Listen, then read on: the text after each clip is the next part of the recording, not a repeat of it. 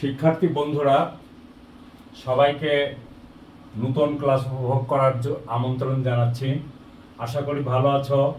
নবম ও দশম শ্রেণী অধ্যায় 16 নবম ক্লাস অনুশীলনী 16.1-এর এমসিকিউ 5টি প্রশ্ন তোমাদের সাথে শেয়ার করব।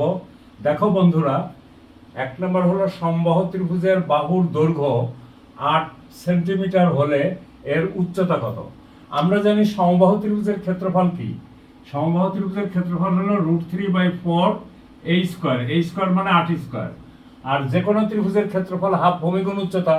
যেহেতু সমবাহু ত্রিভুজের প্রত্যেক বাহুর দৈর্ঘ্য 8, তাহলে এর ভূমিটাও হবে 8 ইনটু উচ্চতা হলো h। দেখো বন্ধুরা, তাহলে এইটা আর এটা কেটে গেল হলো 4, তাহলে h ইজ ইকুয়াল টু √3/4 গুণ 64, আর এই 4টা নিচে চলে আসলো। নিচে চলে আসলে কত হলো দেখো তো বন্ধুরা, 4×16=64, আর এই 4 আর এটা কেটে গেল, তাহলে হলো 4√3। দেখো তো বন্ধুরা, এখানে কোনটা 4√3 আছে? এই দেখো, খ প্রশ্নটার উত্তর সঠিক আছে। তারপর দেখো, খেয়াল করে বন্ধুরা, একটি সমদ্বিবাহু ত্রিভুজের ভূমি x এবং সমান সমান বাহুর দৈর্ঘ্য y হলে ত্রিভুজটির ক্ষেত্রফল নিচের কোনটি? এটা জ্ঞানমূলক প্রশ্ন, এর অর্থাৎ এটা ডাইরেক্ট তোমাদের সূত্রটা মুখস্থ থাকতে হবে। তো সেটা হলো দেখো, ভূমি বাই x, তার মানে x/4 √4y² - x²। এটা হলো উত্তর, এটা ডাইরেক্ট। এরপরে দেখো, এবিসি সমকোণী ত্রিভুজ হবে যদি বাহুগুলির দৈর্ঘ্য যথাক্রমে 5, 12 ও 13 একক, 2 নম্বরে হলো 6, 8 ও 10 একক, 3 নম্বরে হলো 14, 16 ও 20 একক। দেখো বন্ধুরা, আমরা এখন এইখান থেকে কি পেতে পারি? দেখো প্রথমটা দেখো, 5 5 25 আর 12, 25 আর 12 স্কয়ার করলে কত হয়? 144 সমান হলো 169। আবার দেখো 13 কে স্কয়ার করলে কত হয়? 169, তার মানে এই 1 হবে। আবার দেখো 2 নম্বরে আছে 6, 6 × 36, 8, 28টা 64 ইজ ইকুয়াল টু কত হয় দেখো তো বন্ধুরা? 0, 100। আবার দেখো 10 স্কয়ার ইজ ইকুয়াল টু কত? 100, 2ও হবে।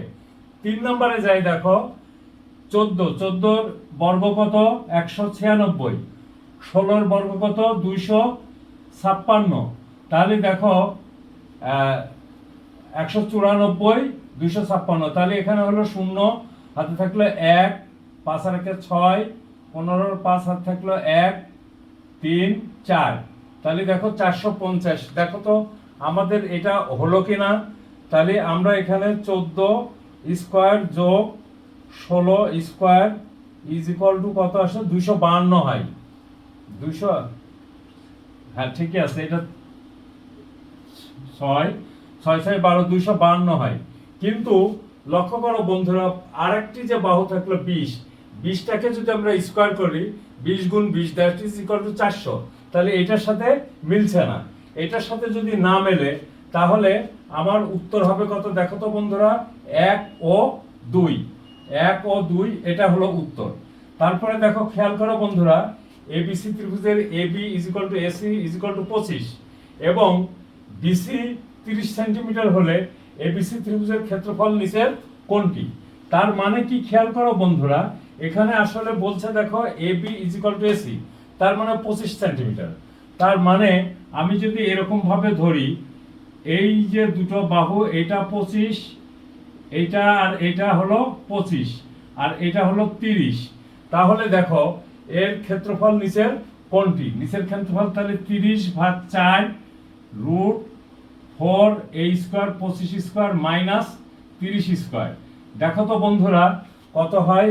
এইটা আর এইটা কাটলে হলো 15/2, আর এইখানে দেখো কত হয়? 25 25 গুণ করলে কত হয়? 625, 625 গুণ, দেখো বন্ধুরা 625 গুণ 4 বিয়োগ দেখো 30 স্কয়ার ইজ ইকুয়াল টু কত?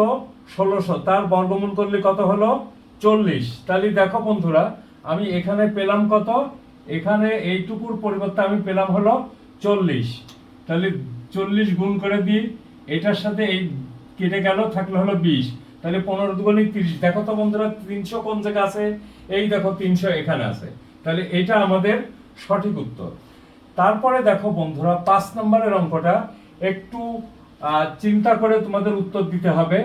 দেখো বন্ধুরা এখানে বলছে এবিসি ত্রিভুজের BF is equal to FC. এ দেখো এখানে দুটো টান, এখানে দুটো টান। এইটা বলতে বোঝাচ্ছে যে BF is equal to FC, অর্থাৎ এফটা হলো বিসি বাহুর মধ্যবিন্দু। তাহলে বিএফ আর বিসি সমান দেখো দেওয়া আছে 10 সেন্টিমিটার। তাহলে বিএফ সমান কত? 10 এর অর্ধেক কত? 2, 5 সেন্টিমিটার। 10 এর অর্ধেক কে 2 দিয়ে ভাগ করো, সমান হলো কত? 5 সেন্টিমিটার।